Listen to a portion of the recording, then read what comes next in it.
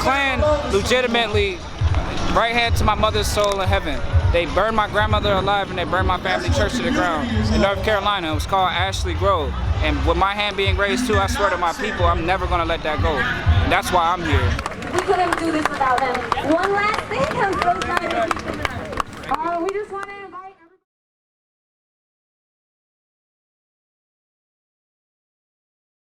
We lived in Kittrell, North Carolina. It's a really small little kind of township, about a couple hundred people.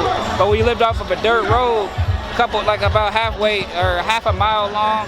And on that road was all family land. We had disputes with them forever. I don't want to put his name out there to let him know that I know exactly who they is, because I'm not trying to bring no wrath upon my group of people and to put my family in harm's way.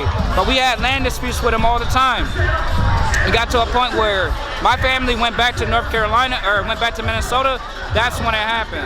8 years ago, they burned her alive.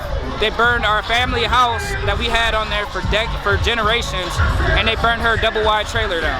And after that, they went to the church and they set Ashley Grove Church on fire. Yeah. So I feel like on that day when that happened, and just like the Lord, He sees everything before it happens. My fight with racism was embedded in stone.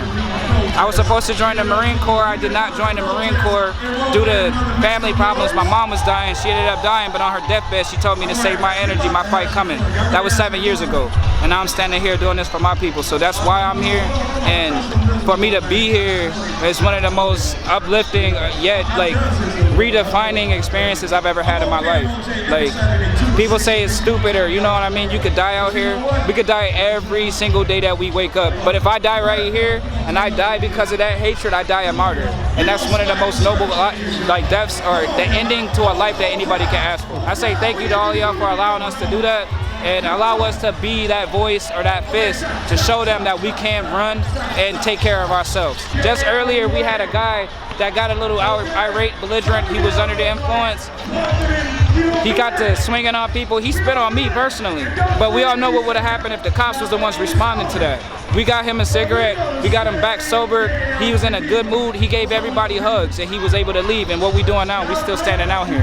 That's the difference, and that's why we doing it. So all we need is y'all support. We need y'all love. We love y'all to allow us to keep doing what we doing. And that's what we gonna do. We right here. We doing this for y'all.